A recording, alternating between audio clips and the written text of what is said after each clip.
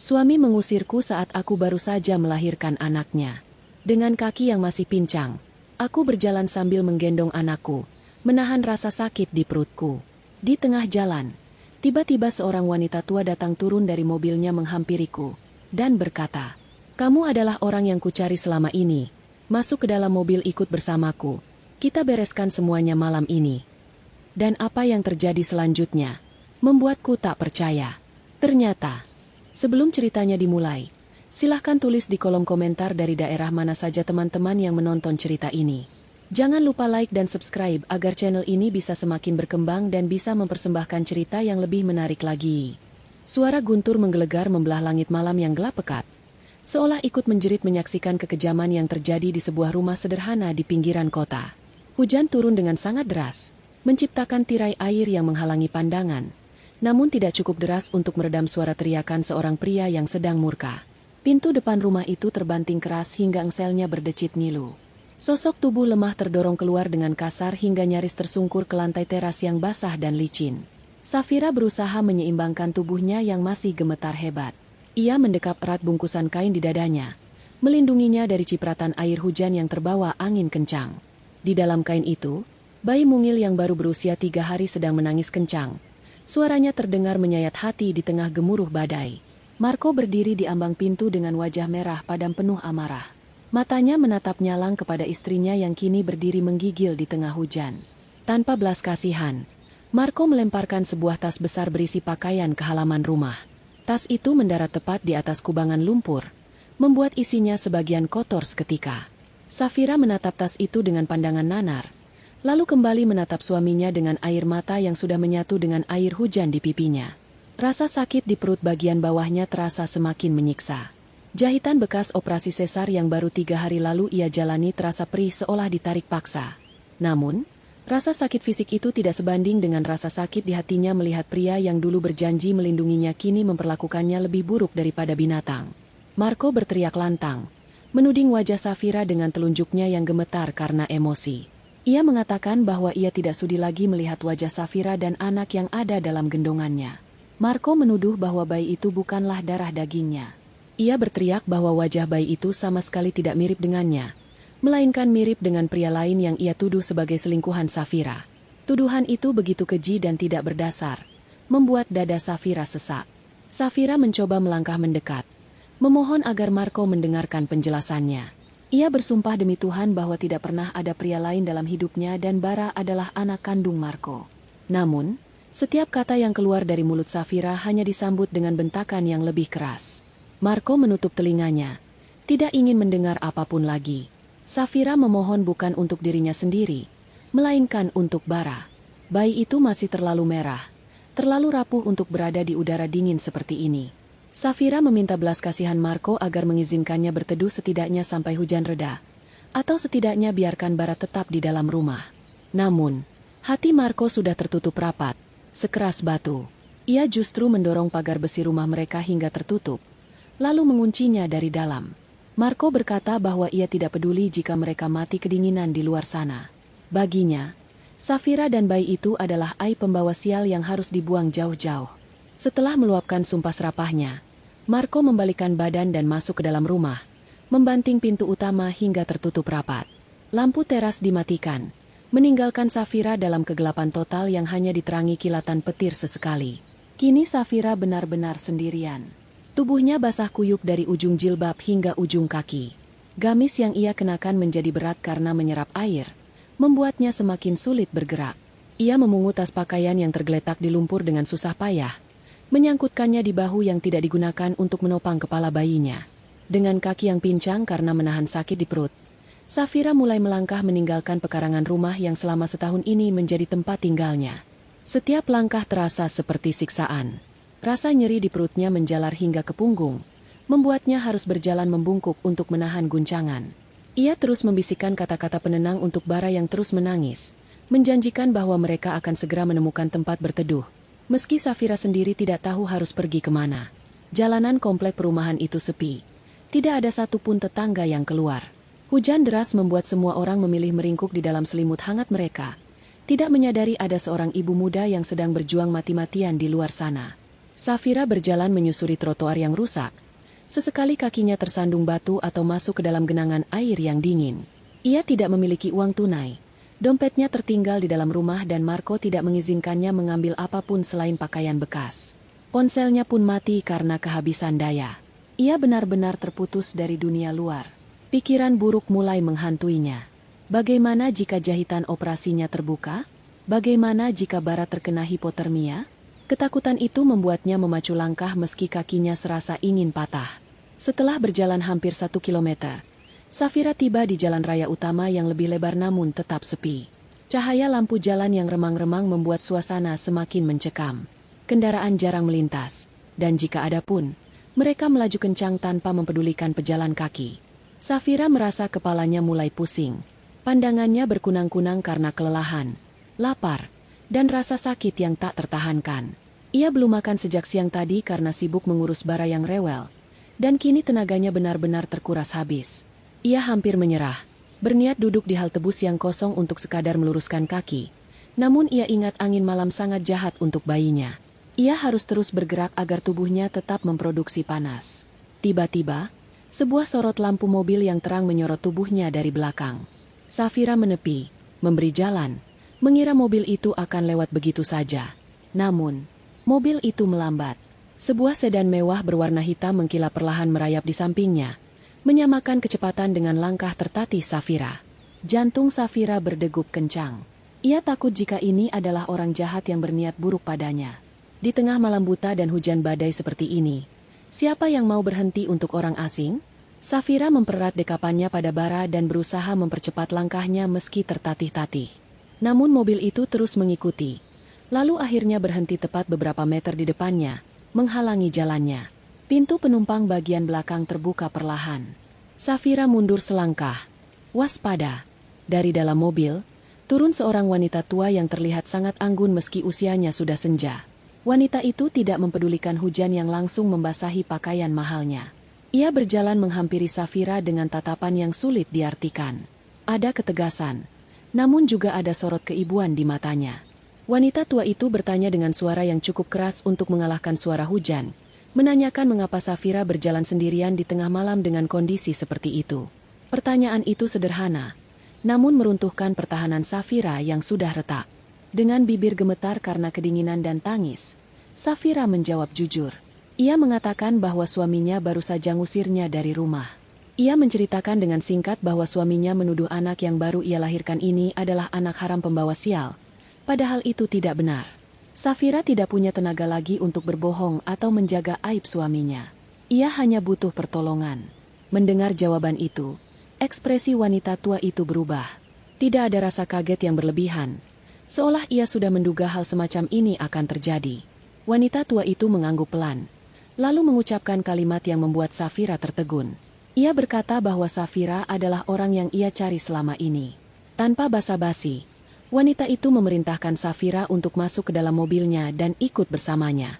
Ia berjanji akan membereskan semua masalah ini malam ini juga. Safira ragu sejenak. Ia tidak mengenal wanita ini. Namun, melihat kondisi Bara yang semakin diam, yang justru lebih menakutkan daripada menangis, Safira sadar ia tidak punya pilihan. Ia butuh tempat hangat untuk anaknya. Safira pun mengangguk lemah dan membiarkan wanita tua itu menuntunnya masuk ke dalam mobil mewah yang hangat itu.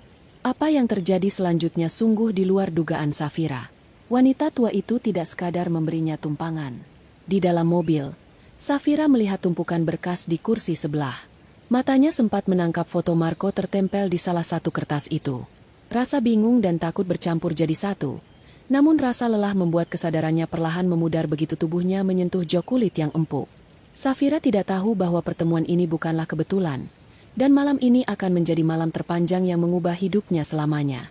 Udara di dalam mobil sedan mewah itu terasa sangat kontras dengan udara di luar.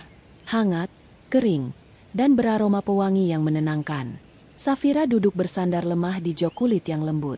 Seorang pria berbadan tegap yang duduk di kursi depan segera memberikan handuk tebal yang bersih dan kering. Safira menerimanya dengan tangan gemetar. Lalu dengan sigap mengeringkan tubuh Bara terlebih dahulu. Bayi mungil itu menggeliat pelan, merasakan kehangatan yang kembali menyelimuti tubuhnya. Setelah memastikan Bara aman, Barulah Safira mengeringkan wajah dan jilbabnya yang basah kuyup. Wanita tua yang duduk di sebelahnya memperhatikannya dengan lekat. Tatapannya tajam namun tidak lagi mengintimidasi seperti saat di jalan tadi. Wanita tua itu memperkenalkan dirinya sebagai Nyonya Hartati. Ia tidak banyak berbasa-basi. Dengan nada bicara yang lugas dan berwibawa, ia mulai menjelaskan hal-hal yang membuat kepala Safira berdenyut bingung. Nyonya Hartati mengatakan bahwa ia tahu persis siapa Marco, suami Safira. Ia menjelaskan bahwa Marco bukanlah pria sebaik yang Safira kira selama ini. Nyonya Hartati kemudian membuka sebuah kotak P3K yang tersedia di mobil, mengeluarkan antiseptik dan perban. Ia tahu Safira kesakitan. Tanpa rasa jijik, Nyonya Hartati membantu Safira membersihkan luka lecet di tangan Safira akibat terdorong tadi. Sementara Safira masih terdiam mencerna kata-kata wanita itu. Nyonya Hartati kemudian mengungkapkan fakta yang mengejutkan. Alasan Marco mengusir Safira malam ini bukan semata-mata karena emosi sesaat atau tuduhan anak haram yang tidak berdasar. Itu semua hanyalah alasan yang dibuat-buat untuk menyingkirkan Safira dari rumah. Alasan sebenarnya adalah karena Marco membutuhkan status lajang malam ini juga. Nyonya Hartati memberitahu bahwa saat ini juga, Marco sedang menuju ke sebuah gedung pertemuan mewah di pusat kota. Di sana, sebuah pesta besar sedang digelar. Pesta itu bukan pesta biasa, melainkan pesta perayaan kesuksesan bisnis sekaligus pesta pertunangan Marco dengan seorang wanita bernama Tika. Safira merasa jantungnya berhenti berdetak sesaat. Tika, ia tidak pernah mendengar nama itu. Selama ini Marco selalu pulang tepat waktu. Selalu bersikap manis meski belakangan ini sering marah-marah soal uang. Safira tidak pernah menyangka ada wanita lain. Air mata kembali menetes. Kali ini bukan karena sakit fisik, tapi karena pengkhianatan yang begitu dalam. Nyonya Hartati menyodorkan tisu, lalu berkata dengan tegas bahwa air mata Safira terlalu berharga untuk ditangisi demi pria seperti Marco. Ia mengatakan bahwa Tika adalah putri dari rekan bisnis yang diklaim Marco akan membawa keuntungan besar bagi usahanya. Marco membuang Safira dan anaknya karena menganggap mereka adalah penghalang bagi ambisinya untuk naik ke kelas sosial yang lebih tinggi. Mobil melaju membelah hujan, menuju ke arah pusat kota. Safira bertanya dengan suara parau, mau dibawa kemana mereka sebenarnya?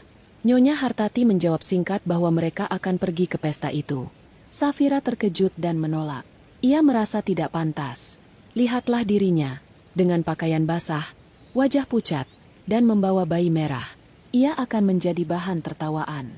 Ia merasa kotor dan rendah. Namun, Nyonya Hartati menatap matanya dalam-dalam.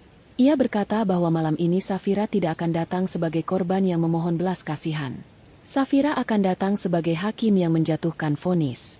Nyonya Hartati meyakinkan Safira bahwa ia memiliki sesuatu yang bisa menghancurkan kesombongan Marco dalam sekejap. Nyonya Hartati mengambil sebuah map dari tas kerjanya dan menyerahkannya pada Safira. Safira membukanya dengan ragu. Di dalamnya terdapat sebuah sertifikat tanah tua yang kertasnya sudah menguning. Safira membaca nama pemilik tanah yang tertera di sana. Itu adalah nama mendiang ayahnya. Safira bingung. Ia tahu ayahnya hanya meninggalkan rumah kecil yang sudah dijual lama untuk biaya pengobatan ibunya. Nyonya Hartati menjelaskan bahwa tanah yang tertulis di sertifikat itu bukanlah tanah sembarangan.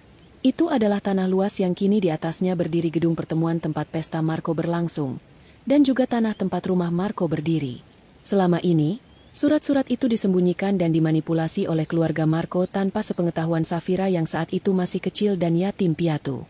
Fakta ini menghantam Safira bertubi-tubi.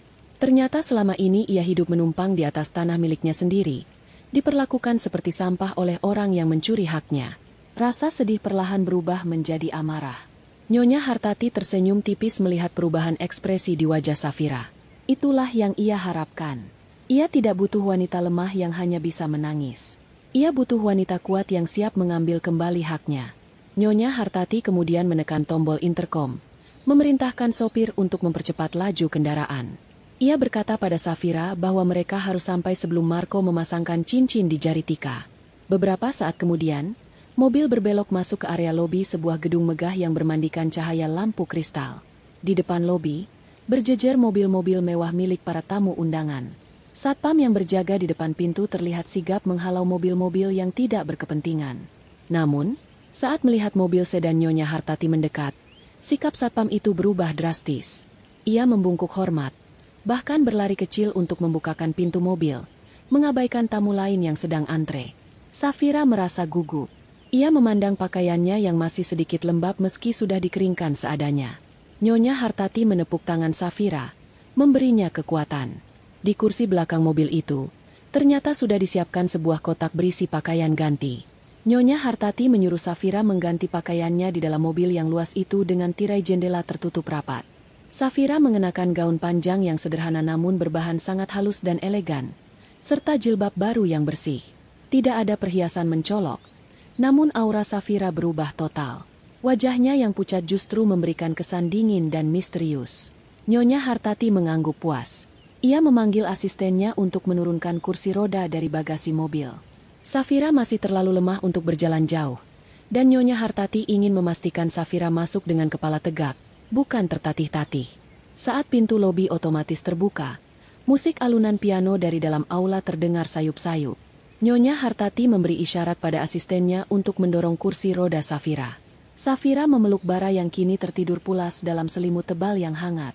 Jantungnya berdegup kencang seiring roda kursi berputar melintasi lantai marmer yang mengkilap. Di ujung koridor, pintu ganda menuju ballroom utama tertutup rapat. Di balik pintu itu, Marco sedang tertawa bahagia di atas penderitaan istri dan anaknya. Nyonya Hartati berjalan di samping Safira. Langkahnya tegap dan penuh percaya diri. Ia membisikkan satu kalimat terakhir sebelum pintu dibuka.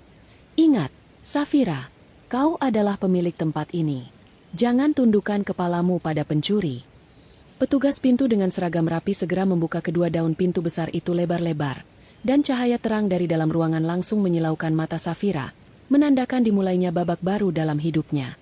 Suasana di dalam ruang pesta itu begitu meriah dan penuh dengan kemewahan yang menyilaukan mata.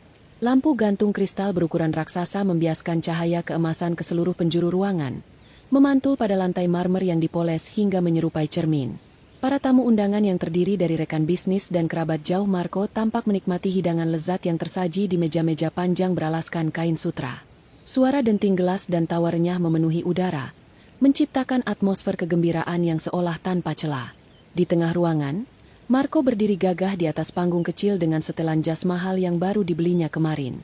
Di sebelahnya berdiri Tika, wanita yang digadang-gadang akan menjadi tunangan barunya, tampak anggun dengan gaun malam berkilauan. Marco mengangkat gelas minumannya tinggi-tinggi. Wajahnya berseri-seri penuh kemenangan seolah dunia berada dalam genggamannya. Marco mulai memberikan pidato sambutan dengan suara lantang dan penuh percaya diri. Ia berbicara tentang kesuksesan bisnis terbarunya dan rencana masa depannya yang gemilang. Dengan senyum lebar, ia juga menyinggung tentang keputusan besar yang baru saja ia ambil, yaitu membersihkan hidupnya dari beban masa lalu yang menghambat langkahnya menuju kesuksesan. Ia menyindir secara halus tentang pernikahan sebelumnya yang ia anggap sebagai kesalahan, menyebut Safira sebagai parasit yang hanya bisa menyusahkan tanpa memberikan kontribusi apapun. Para tamu undangan yang tidak tahu kebenarannya hanya mengangguk-angguk setuju, ikut tertawa saat Marco melontarkan lelucon yang merendahkan mantan istrinya. Tika tersenyum manis di sampingnya, memegang lengan Marco dengan mesra, seolah mengonfirmasi bahwa dialah wanita yang pantas mendampingi Marco di puncak kesuksesan ini.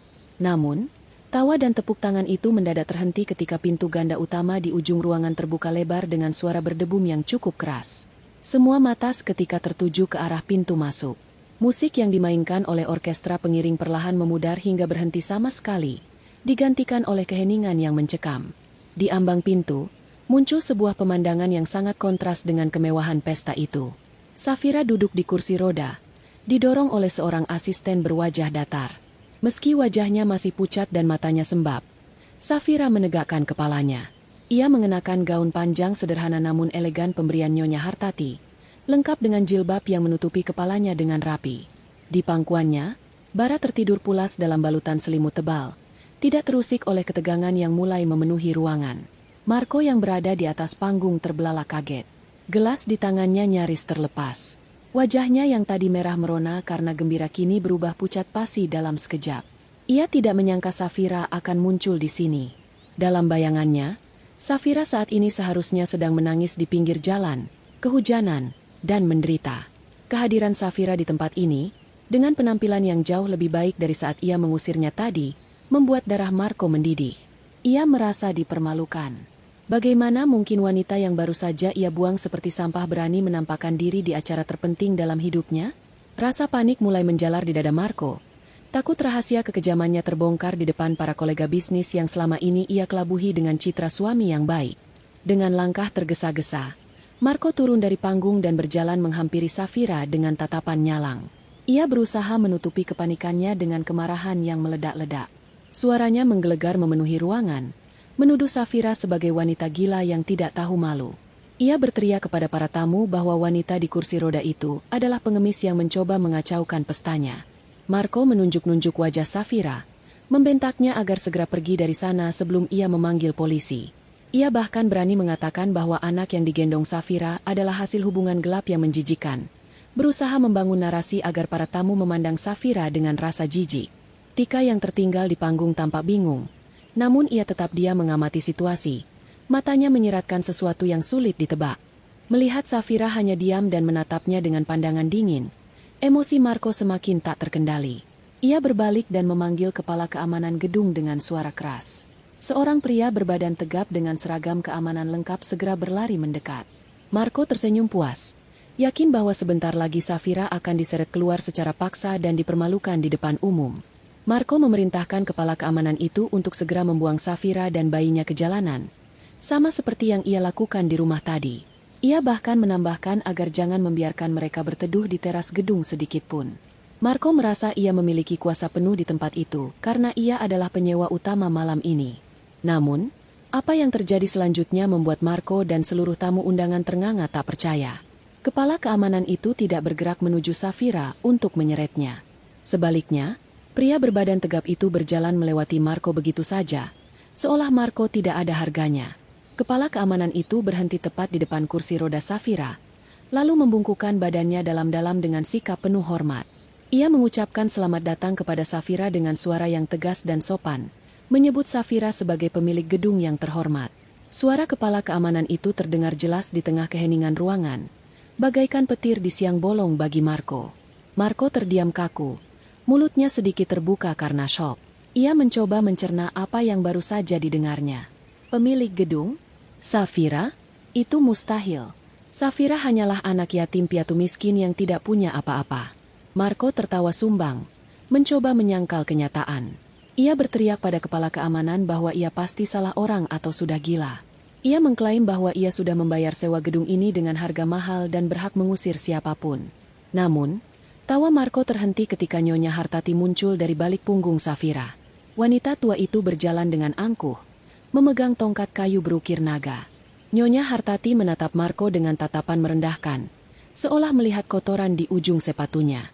Dengan suara yang tenang namun penuh wibawa, Nyonya Hartati menjelaskan fakta yang selama ini tersembunyi. Ia mengatakan bahwa tanah dan bangunan ini berdiri di atas sertifikat sah milik keluarga Safira yang selama ini digelapkan oleh mendiang ayah Marco. Malam ini, semua bukti kepemilikan itu telah kembali ke tangan yang berhak. Nyonya Hartati menantang Marco di depan semua orang, bertanya dengan nada sinis, siapa sebenarnya yang menumpang di sini? Siapa sebenarnya parasit yang hidup dari harta orang lain? Wajah Marco merah pada menahan malu dan amarah. Posisinya berbalik 180 derajat. Dari tuan rumah yang sombong, kini ia hanyalah tamu tak diundang di properti milik istri yang baru saja ia usir. Kenyataan bahwa Safira adalah pemilik sah gedung mewah tempat ia berdiri membuat Marco kehilangan muka. Bisik-bisik para tamu mulai terdengar riuh seperti lebah yang berdengung. Mereka mulai memandang Marco dengan tatapan curiga dan meremehkan. Reputasi sebagai pengusaha sukses yang dibangun Marco selama bertahun-tahun kini terancam runtuh dalam hitungan menit. Marco sadar ia tidak bisa membantah soal kepemilikan gedung karena Nyonya Hartati terlihat sangat yakin dan didukung oleh kepala keamanan. Karena itu, Marco memutuskan untuk menyerang dari sisi lain, sisi yang ia yakini akan menghancurkan harga diri Safira sehancur-hancurnya. Status bara, bayi yang ada dalam gendongan Safira. Marco kembali naik atas panggung, merebut mikrofon dari tangan pembawa acara yang bengong. Dengan napas memburu, ia berteriak lantang berusaha mengalihkan perhatian semua orang dari masalah gedung. Ia menunjuk bara yang masih tertidur di pangkuan Safira. Marco berseru bahwa harta dan gedung tidak bisa menutupi fakta bahwa Safira adalah wanita peselingkuh. Ia kembali mengulangi tuduhannya bahwa bara adalah anak haram. Dengan penuh drama, Marco mengeluarkan secari kertas kusut dari saku jasnya. Ia mengklaim itu adalah hasil pemeriksaan medis dari dokter ternama yang menyatakan bahwa dirinya mandul permanen sejak kecelakaan mobil 5 tahun lalu. Marco mengangkat kertas itu tinggi-tinggi, memperlihatkannya kepada para tamu. Ia berargumen dengan suara bergetar yang dibuat-buat, seolah ia adalah korban yang paling menderita. Ia bertanya kepada hadirin, bagaimana mungkin Safira bisa hamil dan melahirkan jika suaminya mandul? Satu-satunya penjelasan, menurut logika Marco yang sesat, adalah Safira tidur dengan pria lain. Tuduhan itu begitu keji dan vulgar, membuat beberapa tamu wanita menutup mulut karena kaget. Safira yang mendengar fitnah itu hanya bisa menunduk, mendekap bara semakin erat. Air matanya kembali menetes, bukan karena ia bersalah, tapi karena tidak menyangka pria yang pernah ia cintai bisa sejahat ini memfitnah darah dagingnya sendiri demi menyelamatkan ego. Melihat Safira yang terdiam menangis, Marco merasa di atas angin. Ia merasa berhasil membalikan opini publik. Ia tersenyum sinis, merasa menang. Namun, senyum itu tidak bertahan lama. Nyonya Hartati, yang sejak tadi berdiri tenang di samping kursi roda Safira, kini melangkah maju. Ia memberi isyarat kepada asistennya untuk mengambil alih mikrofon lain. Suara Nyonya Hartati terdengar jernih dan tajam membelah kebisingan. Ia berkata bahwa kebohongan bisa berlari cepat, tapi kebenaran akan selalu menyusulnya. Nyonya Hartati meminta semua orang untuk tenang dan menyaksikan pembuktian yang sebenarnya. Tanpa ragu, Nyonya Hartati meminta Safira untuk membuka sedikit selimut yang membungkus bara. Dengan hati-hati, Safira menyingkap kain itu, memperlihatkan lengan atas bayi mungilnya yang berkulit putih bersih. Di sana, tepat di bagian bahu kiri, terdapat sebuah tanda lahir yang sangat unik. Tanda itu berwarna merah kecoklatan, berbentuk menyerupai bulan sabit yang sedikit tidak beraturan. Nyonya Hartati meminta kamera proyektor menyorot tanda lahir itu sehingga gambarnya terpampang jelas di layar besar di belakang panggung. Semua tamu bisa melihat dengan jelas tanda lahir khusus tersebut. Kemudian, Nyonya Hartati menoleh ke arah Marco yang masih berdiri di panggung. Dengan nada memerintah yang tidak bisa dibantah, ia menyuruh Marco untuk menggulung lengan ke meja kirinya. Marco menolak mentah-mentah. Ia menyembunyikan tangannya di belakang punggung. Wajahnya mulai berkeringat dingin. Ia berteriak bahwa ini adalah pelanggaran privasi dan ia tidak sudi menuruti perintah wanita tua gila. Namun, Nyonya Hartati tidak gentar. Ia memberi kode kepada dua orang petugas keamanan berbadan besar untuk naik ke panggung. Marco berusaha melawan, meronta-ronta saat kedua petugas itu memegangi lengannya. Pemandangan itu sangat memalukan. Seorang tuan rumah pesta yang bergulat dengan keamanan di acaranya sendiri. Namun tenaga Marco tidak sebanding. Petugas keamanan berhasil menahan tubuh Marco dan dengan paksa menggulung lengan jas serta kemeja mahalnya hingga ke bahu. Detik berikutnya, seluruh ruangan terkesiap. Suara kaget terdengar serempak dari mulut para tamu undangan. Di bahu kiri Marco, di tempat yang sama persis dengan bara, terdapat tanda lahir berbentuk bulan sabit yang identik. Bentuknya, warnanya, posisinya, semuanya sama persis bagaikan cetakan yang diduplikasi. Nyonya Hartati tersenyum penuh kemenangan. Ia menjelaskan kepada semua orang melalui mikrofon bahwa tanda lahir itu adalah ciri genetik yang sangat kuat dan langka, yang hanya diturunkan langsung dari ayah ke anak laki-laki. Itu adalah bukti DNA alami yang tidak bisa dipalsukan oleh kertas medis bayaran manapun. Nyonya Hartati kemudian menatap Marco yang kini lemas tak berdaya dalam cengkeraman petugas keamanan. Ia mengungkapkan fakta medis yang selama ini tidak diketahui Marco. Ternyata, vonis mandul yang dipegang Marco adalah hasil diagnosa palsu dari dokter yang dulu ingin memeras Marco. Sebenarnya, Marco sudah sembuh total sejak setahun lalu tanpa ia sadari. Kata-kata Nyonya Hartati menghunjam jantung Marco lebih tajam dari pisau manapun. Marco menatap tanda lahir di lengannya, lalu menatap layar besar yang menampilkan tanda lahir bara. Kesadaran itu menghantamnya dengan keras. Bayi yang baru saja ia buang ke dalam badai, bayi yang ia sebut anak haram dan pembawa sial, adalah benar-benar anak kandungnya, darah dagingnya sendiri, satu-satunya penerus garis keturunannya. Marco baru saja menyangkal dan membuang anaknya sendiri di depan ratusan saksi mata. Rasa malu, penyesalan, dan ketakutan bercampur aduk menjadi satu, membuat lututnya goyah hingga ia jatuh terduduk di lantai panggung. Sementara tatapan para tamu kini berubah menjadi tatapan jijik yang teramat sangat. Ia bukan hanya penipu, tapi juga seorang ayah yang durhaka terhadap anaknya sendiri. Bisik-bisik di dalam aula pesta semakin riuh, berubah menjadi dengungan lebah yang marah. Para tamu undangan yang sebelumnya memandang Marco dengan hormat kini menatapnya dengan pandangan penuh keraguan dan jijik. Fakta bahwa Marco baru saja menyangkal darah dagingnya sendiri di depan umum telah meruntuhkan pilar moral yang ia bangun selama ini. Namun, Marco belum mau menyerah. Pria itu bangkit berdiri dari lantai panggung, membersihkan debu di celana jas mahalnya dengan gerakan kasar. Wajahnya yang merah padam kini menengadah, mencoba menantang tatapan menghakimi dari ratusan pasang mata di hadapannya. Ia sadar reputasi pribadinya hancur, tetapi ia masih memiliki kartu as lain, yaitu kekayaannya. Di dunia ini, uang bisa membeli segalanya, termasuk membersihkan nama baik, begitu pikirnya. Marco kembali meraih mikrofon. Suaranya bergetar menahan amarah namun tetap lantang. Ia berteriak kepada para tamu agar tidak termakan omongan kosong wanita tua itu. Ia mengakui mungkin ada kesalahan medis soal kemandulannya, tapi itu tidak mengubah fakta bahwa ia adalah pengusaha sukses yang membangun segalanya dari nol. Ia memukul dadanya dengan bangga, menyatakan bahwa pesta ini dibiayai oleh uang hasil keringatnya sendiri, bukan warisan atau pemberian siapapun. Marco menunjuk ke arah Safira yang duduk di kursi roda dengan tatapan meremehkan.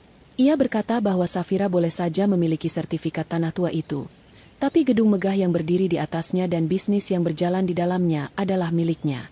Tanpa dirinya, tanah itu hanya akan menjadi lahan kosong tak berharga. Ia memperingatkan para investor yang hadir di ruangan itu bahwa jika mereka berpihak pada Safira, mereka akan kehilangan mitra bisnis yang paling menguntungkan. Nyonya Hartati mendengarkan ocehan Marco dengan wajah tenang, seolah sedang mendengarkan dongeng sebelum tidur yang membosankan. Ketika Marco selesai berbicara, Nyonya Hartati tidak membuang waktu untuk berdebat. Ia hanya memberi isyarat kecil pada asistennya yang berdiri di dekat operator multimedia. Layar besar di belakang panggung yang sebelumnya menampilkan tanda lahir bara, kini berkedip dan berganti tampilan. Sebuah grafik keuangan raksasa muncul, menampilkan garis-garis merah yang menukik tajam ke bawah. Itu adalah neraca keuangan perusahaan milik Marco. Angka-angka yang tertera di sana sangat mengejutkan. Kolom keuntungan kosong melompong, sementara kolom utang membengkak hingga miliaran rupiah. Para tamu undangan, yang sebagian besar adalah rekan bisnis, terbelalak melihat data rahasia itu terpampang jelas. Nyonya Hartati melangkah maju, mengambil alih panggung dengan harismanya yang kuat. Ia menjelaskan dengan suara lantang bahwa apa yang dibanggakan Marco sebagai kerajaan bisnis sebenarnya hanyalah sebuah skema gali lubang tutup lubang. Investasi yang selama ini Marco pamerkan hanyalah uang putaran dari utang baru untuk membayar utang lama. Gaya hidup mewah Marco, mobil sedan mengkilap, jam tangan bermerek, dan pesta malam ini, semuanya dibiayai oleh uang pinjaman yang tidak akan pernah bisa ia lunasi. Marco terdiam kaku, wajahnya memucat. Rahasia dapur perusahaannya yang ia jaga ketat kini telanjang di hadapan publik. Ia mencoba berteriak memprotes bahwa data itu palsu, tapi Nyonya Hartati segera memotongnya dengan fakta yang lebih menyakitkan. Fakta selanjutnya membuat Safira yang duduk di kursi roda tersentak hebat. Nyonya Hartati mengungkapkan bahwa Marco sangat licik dalam menutupi kebangkrutannya. Karena catatan kredit Marco sudah buruk di bank, ia menggunakan nama orang lain untuk mengajukan pinjaman-pinjaman baru dalam jumlah fantastis. Dan orang itu adalah Safira. Layar proyektor berganti menampilkan salinan dokumen-dokumen perjanjian kredit. Di sana, tertera jelas nama Safira sebagai peminjam utama dan penanggung jawab penuh atas utang-utang tersebut. Tanda tangan Safira tertera di setiap lembar dokumen itu. Safira menutup mulutnya dengan tangan. Tubuhnya gemetar. Ia ingat, beberapa bulan lalu saat ia sedang hamil besar dan sering sakit-sakitan, Marco sering menyodorkan tumpukan kertas untuk ditandatangani dengan alasan urusan administrasi rumah tangga atau perbankan rutin. Safira yang percaya sepenuhnya pada suaminya saat itu menandatangani semuanya tanpa membaca. Nyonya Hartati menatap Safira dengan pandangan iba namun tegas, memberitahukan bahwa suaminya bukan hanya membuangnya, tapi juga berencana menjebloskannya ke penjara akibat utang piutang ini. Marco sengaja menumpuk utang atas nama Safira, lalu menceraikannya, sehingga ketika penagih datang, Marco bisa lepas tangan dan Safiralah yang akan diseret ke pengadilan. Rencana jahat itu begitu rapi dan kejam. Safira merasakan dadanya sesak, bukan karena penyakit, tapi karena rasa sakit dikhianati oleh orang yang paling ia percayai. Marco bukan sekadar suami yang buruk, ia adalah kriminal yang tega mengorbankan istri dan anaknya sendiri demi menyelamatkan kulitnya. Suasana pesta berubah menjadi kacau. Para investor yang menyadari uang mereka lenyap mulai berteriak marah, merangsek maju mendekati panggung. Mereka menuntut penjelasan dari Marco. Marco mundur ketakutan. Keringat dingin membasahi keningnya. Ia terpojok. Di saat yang bersamaan, pintu samping aula terbuka. 2 orang petugas kepolisian berseragam lengkap masuk dengan langkah tegap, diikuti oleh seorang pria berjas rapi yang membawa tumpukan berkas. Pria itu adalah pengacara bank yang selama ini mengejar Marco.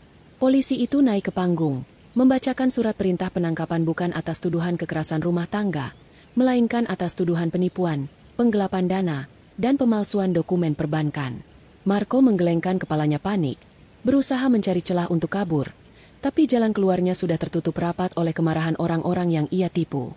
Dalam keadaan terdesak dan terkepung dari segala penjuru, naluri bertahan hidup Marco bekerja liar. Ia menatap sekeliling dengan panik, mencari siapa saja yang bisa menyelamatkannya dari situasi mematikan ini. Matanya tertumbuk pada sosok wanita cantik yang berdiri tak jauh darinya di atas panggung. Tunangannya. Wanita yang selama ini ia banggakan sebagai putri pejabat tinggi yang memiliki koneksi luas. Marco yakin, dengan pengaruh ayah Tika, polisi-polisi ini bisa dihentikan, atau setidaknya ia bisa mendapatkan penangguhan penahanan. Marco segera berlari mendekati Tika, mencengkeram lengan wanita itu dengan kasar saking paniknya.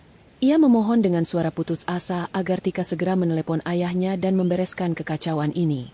Marco berjanji akan menjelaskan semuanya nanti dan bahwa semua tuduhan Nyonya Hartati adalah fitnah belaka. Namun, respons yang didapat Marco sungguh di luar dugaan. Tika tidak terlihat panik ataupun sedih.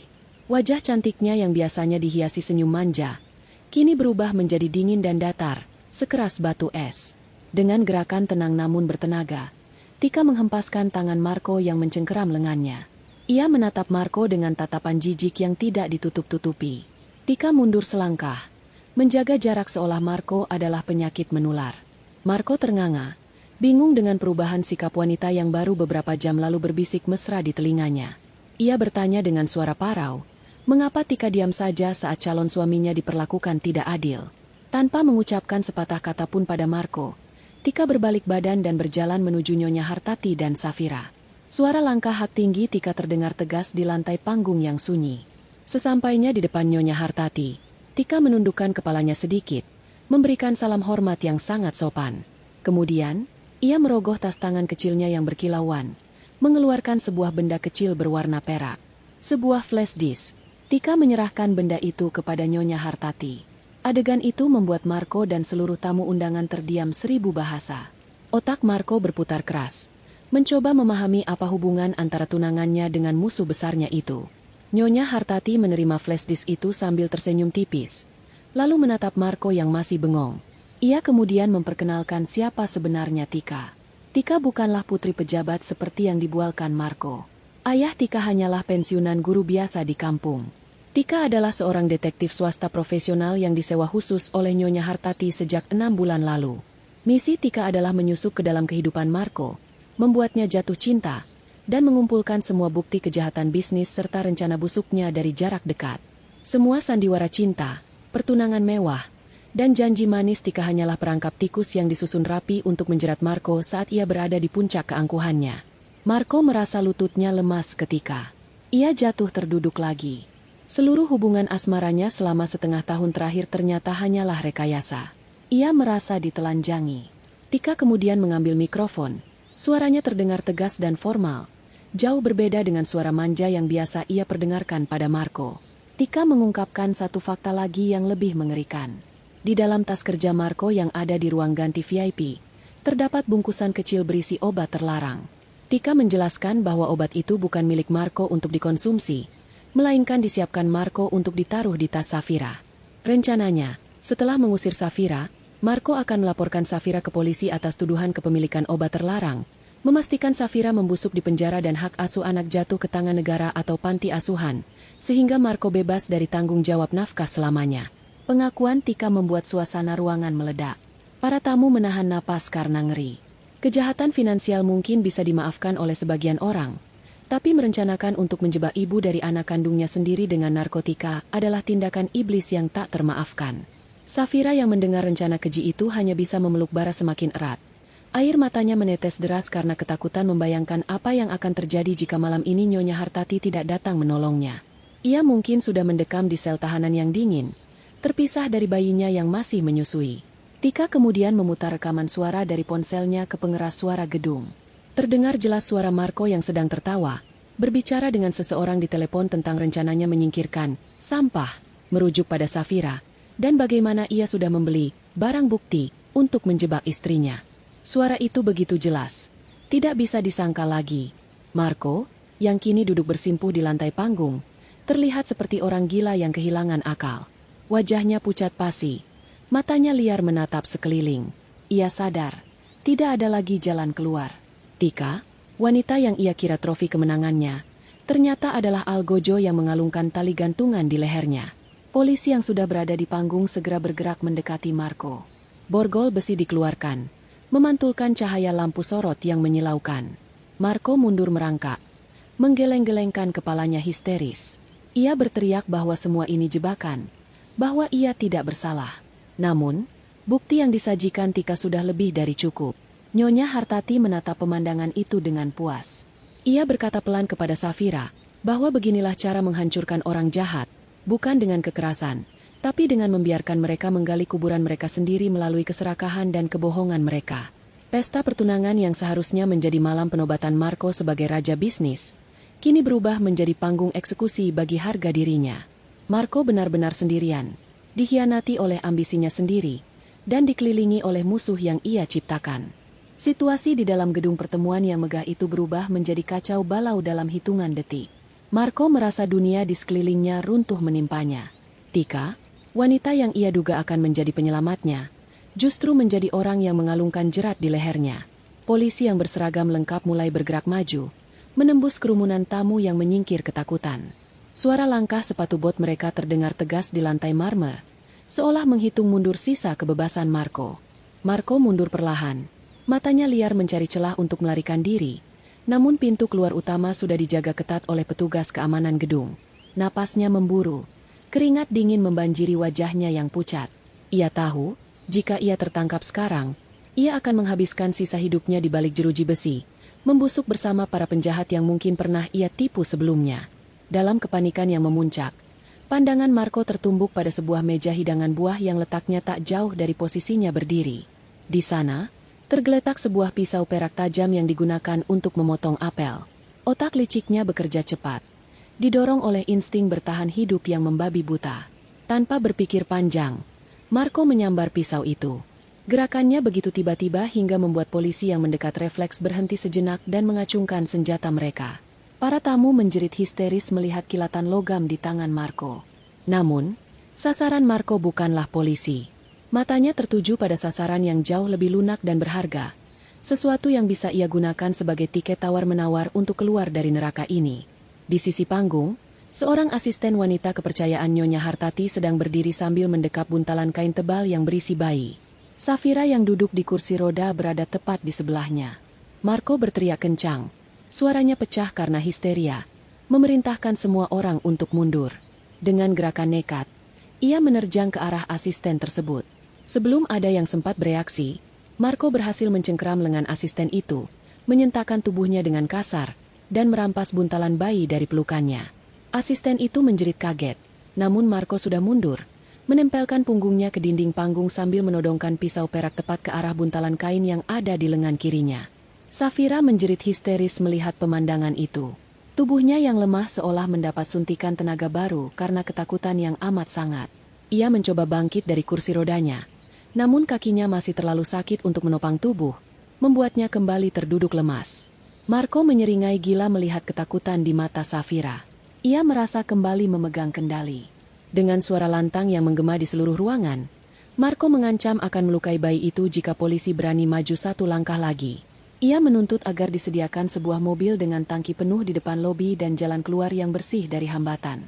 Ia bersumpah tidak akan ragu menancapkan pisau itu jika tuntutannya tidak dipenuhi dalam waktu 5 menit. Suasana ruangan menjadi hening mencekam.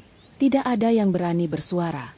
Polisi menurunkan senjata mereka sedikit, mencoba bernegosiasi agar Marco tidak bertindak gegabah. Safira menangis tersedu-sedu, memohon agar Marco tidak menyakiti bara. Nyonya Hartati, yang berdiri tak jauh dari Safira, mengangkat tangannya, memberi isyarat kepada polisi untuk menahan diri. Wajah wanita tua itu tampak tegang, namun matanya tetap fokus menatap Marco. Marco merasa menang. Ia melihat ketakutan di wajah semua orang. Ia berpikir bahwa strategi gila ini berhasil. Ia mulai melangkah perlahan menuju pintu keluar samping, menyeret kakinya sambil terus menodongkan pisau ke arah bayi dalam gendongannya. Namun, di tengah ketegangan itu, Marco menyadari sesuatu yang ganjil. Bayi dalam gendongannya sama sekali tidak bergerak. Tidak ada suara tangisan. Tidak ada geliat tubuh layaknya bayi yang terganggu. Padahal, ia baru saja merampasnya dengan kasar dan suasana di sekitarnya sangat bising. Buntalan itu terasa kaku dan sedikit terlalu berat untuk ukuran bayi yang baru lahir beberapa hari. Rasa curiga mulai merayap di benak Marco. Ia menunduk sedikit, mengintip ke balik kain tebal yang membungkus sosok mungil itu. Jantungnya seolah berhenti berdetak saat matanya menangkap apa yang sebenarnya ia sandera. Itu bukan bara. Itu bukan bayi manusia. Di balik selimut mahal itu, terlihat wajah boneka silikon yang sangat mirip dengan bayi asli, lengkap dengan mata tertutup dan kulit yang realistis. Boneka reborn berkualitas tinggi yang sering digunakan untuk terapi atau koleksi. Marco terbelalak. Napasnya tercekat di tenggorokan. Ia telah ditipu mentah-mentah. Nyonya Hartati rupanya sudah mengantisipasi kegilaan Marco. Sejak awal keributan terjadi, bayi asli bara sudah diamankan dan dibawa keluar lewat pintu belakang oleh pengasuh lain menuju ruang VIP yang dijaga ketat. Yang ada di dekat panggung hanyalah umpan untuk memancing kecerobohan Marco.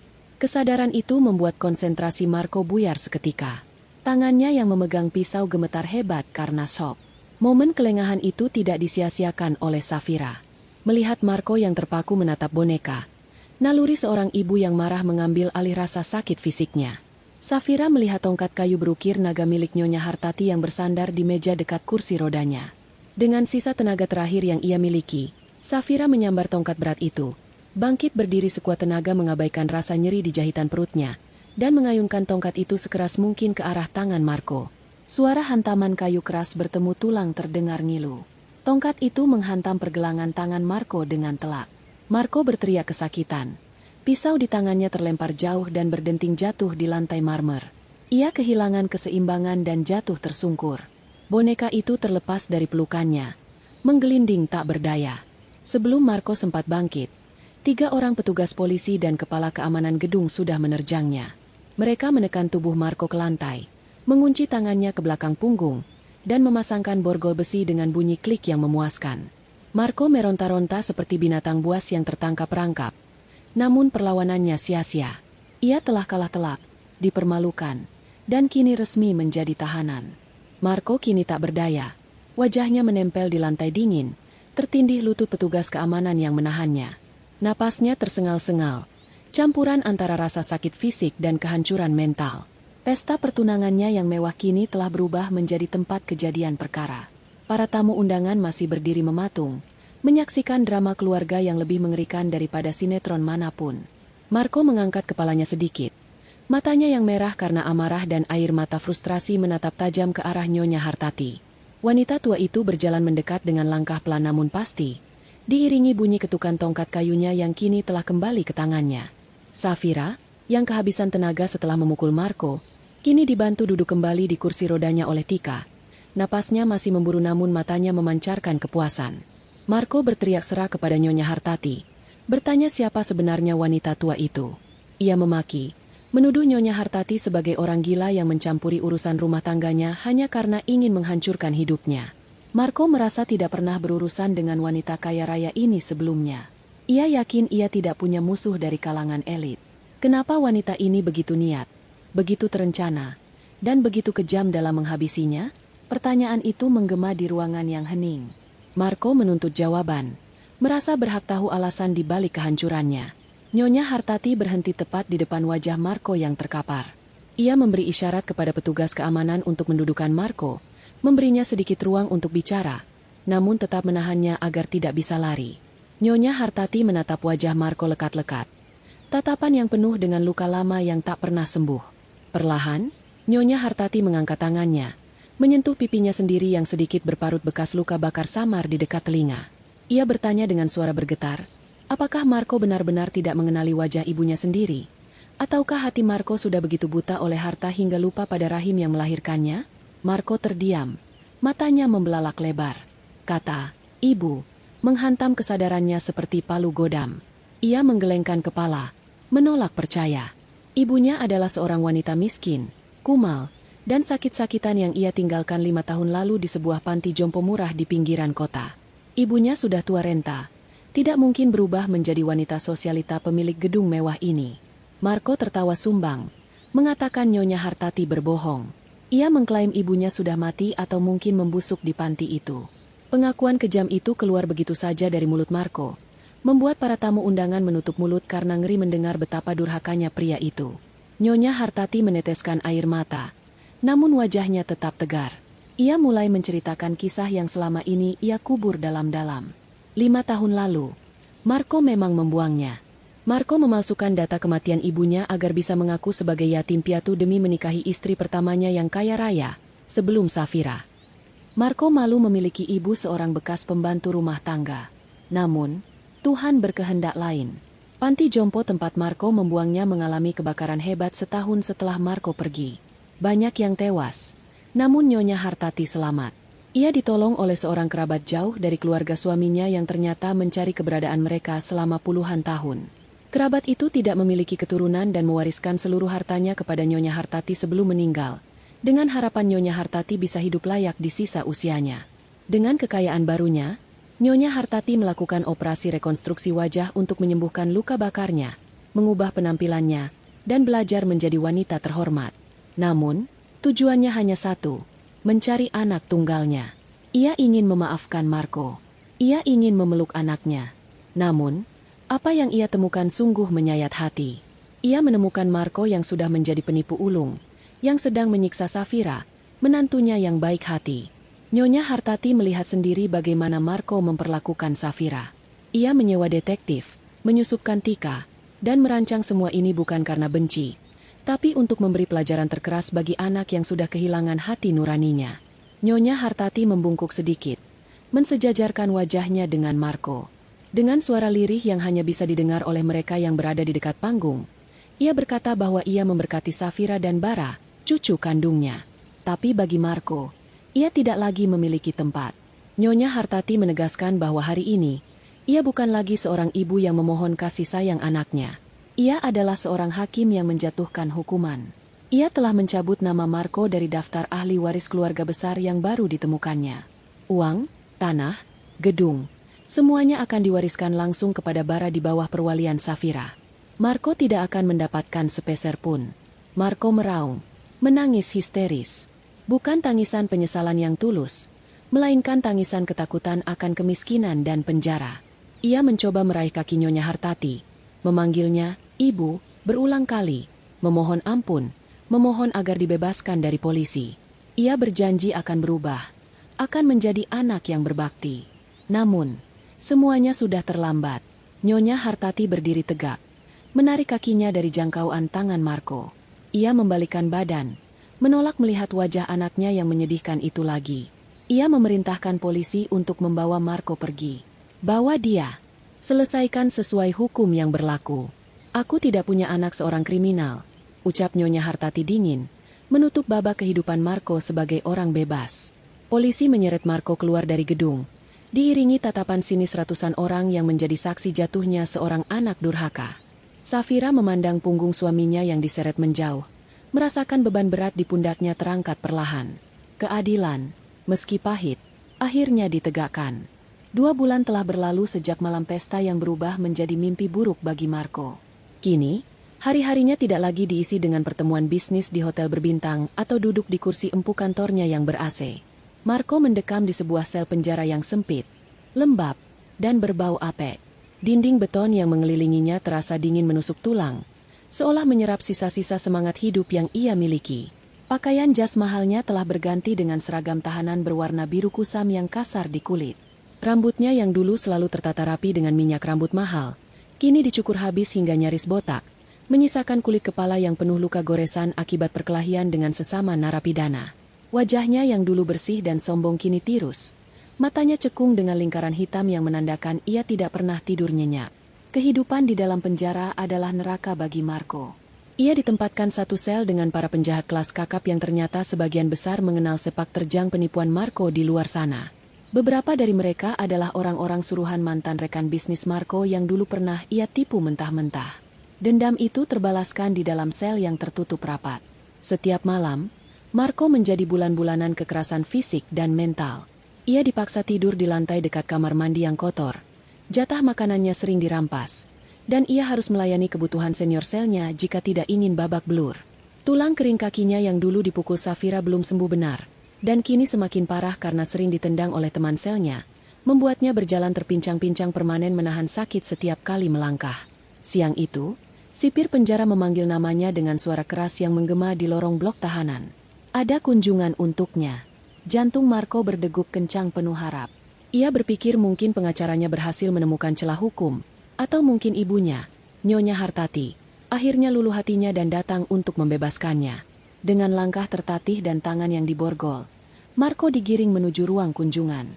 Cahaya matahari yang masuk melalui jendela berjeruji terasa menyilaukan matanya yang sudah terbiasa dengan kegelapan sel. Ia duduk di kursi besi yang dingin, dipisahkan oleh kaca tebal dari dunia luar. Matanya menatap pintu masuk pengunjung dengan penuh antisipasi, berharap melihat wajah ibunya. Namun, yang muncul bukanlah Nyonya Hartati. Pintu terbuka dan masuklah seorang wanita muda berhijab yang tampak sangat anggun dan bersahaja. Itu Safira. Penampilannya sangat berbeda dengan wanita lemah yang ia usir 2 bulan lalu. Safira mengenakan gamis berwarna pastel yang rapi, wajahnya bersih dan bercahaya, memancarkan ketenangan yang luar biasa. Di gendongannya, bayi bara terlihat gemuk, sehat, dan sedang tertawa-tawa kecil memainkan ujung jilbab ibunya. Pemandangan itu begitu indah namun menyakitkan bagi Marco. Ia melihat apa yang telah ia buang dengan sia-sia. Safira duduk di kursi seberang kaca, menatap Marco dengan pandangan datar, tanpa senyum, namun juga tanpa kemarahan yang meledak-ledak. Tatapan itu adalah tatapan orang asing. Marco langsung menempelkan tangannya ke kaca. Air mata mulai mengalir di pipinya yang kotor. Ia memanggil nama Safira dengan suara serak. Memohon ampun. Ia mengatakan betapa ia merindukan Safira dan Bara. Ia bersumpah akan berubah. Ia berjanji akan menebus semua kesalahannya jika Safira mau membantunya bicara pada Nyonya Hartati untuk mencabut tuntutan. Marco merendahkan harga dirinya serendah-rendahnya, mengemis belas kasihan dari wanita yang dulu ia injak-injak. Ia berusaha menyentuh hati Safira dengan mengingatkan masa-masa indah pernikahan mereka dulu, berharap masih ada sisa cinta di hati Safira yang bisa ia manfaatkan. Safira mendengarkan semua ocehan dan tangisan Marco tanpa memotong sedikit pun. Ia membiarkan Marco menumpahkan segala penyesalan palsunya. Setelah Marco selesai berbicara karena kehabisan napas, Safira dengan tenang mengeluarkan sebuah map dari tasnya. Ia tidak menjawab permohonan Marco. Sebaliknya, ia menempelkan selembar dokumen ke kaca pemisah agar Marco bisa membacanya dengan jelas. Itu adalah surat keputusan Pengadilan Agama dan Pengadilan Negeri yang baru saja keluar pagi ini. Isinya menyatakan bahwa gugatan cerai Safira telah dikabulkan secara fair stake karena Marco terbukti melakukan tindak pidana berat dan kekerasan dalam rumah tangga. Marco membaca surat itu dengan tangan gemetar. Namun, poin berikutnya yang membuat dunianya runtuh total. Safira menunjuk paragraf tentang hak asuh anak. Pengadilan menetapkan hak asuh tunggal jatuh ke tangan Safira. Lebih dari itu, karena kejahatan Marco yang mencoba mencelakai bayi kandungnya sendiri dan terlibat dalam rencana penggunaan obat terlarang, pengadilan mengabulkan permohonan untuk mencabut hak perwalian Marco selamanya. Nama Marco dihapus dari akta kelahiran Bara secara hukum. Di mata negara, Bara kini tidak memiliki ayah bernama Marco. Safira menjelaskan dengan suara pelan namun tegas melalui lubang interkom, bahwa ia melakukan ini untuk melindungi masa depan Bara. Ia tidak ingin anaknya kelak menanggung malu memiliki ayah seorang narapidana penipu yang tega membuang darah dagingnya sendiri. Marco berteriak histeris, memukul-mukul kaca pembatas dengan kepalan tangannya yang terborgol. Ia tidak terima. Ia berteriak bahwa ia adalah ayah kandung Bara, dan darahnya mengalir di tubuh anak itu. Namun Safira tidak bergeming. Ia berdiri, merapikan gendongan Bara. Ia menatap Marco untuk terakhir kalinya. Safira berkata bahwa menjadi ayah bukan sekadar menyumbang darah, tapi tentang kasih sayang dan tanggung jawab, 2 hal yang tidak pernah Marco miliki. Safira menutup pembicaraan dengan mengucapkan selamat tinggal, bukan sebagai istri, tapi sebagai orang yang pernah mengenal Marco. Ia membalikan badan dan berjalan keluar ruangan tanpa menoleh lagi, meninggalkan Marco yang meraung-raung memanggil namanya hingga diseret paksa oleh sipir untuk kembali ke selnya yang gelap. Pintu besi tertutup dengan suara dentuman keras, mengunci Marco dalam kesepian abadi. 5 tahun kemudian, roda kehidupan berputar dengan cara yang misterius namun adil. Kota itu masih sama sibuknya. Gedung-gedung pencakar langit semakin banyak menjulang menantang awan. Di salah satu kawasan bisnis elit, sebuah gedung perkantoran megah berdiri kokoh dengan nama perusahaan properti terkemuka terpampang di depannya. Di lantai teratas gedung itu, Safira duduk di kursi direktur utamanya. 5 tahun terakhir telah mengubahnya menjadi sosok wanita karir yang disegani. Di bawah bimbingan Nyonya Hartati yang kini sudah pensiun dan menikmati masa tuanya dengan tenang di villa pegunungan, Safira berhasil mengembangkan bisnis keluarga menjadi lebih besar. Ia dikenal sebagai pengusaha yang dermawan, sering membantu panti asuhan dan mendirikan rumah singgah bagi ibu-ibu korban kekerasan, sebuah dedikasi atas masa lalunya yang kelam.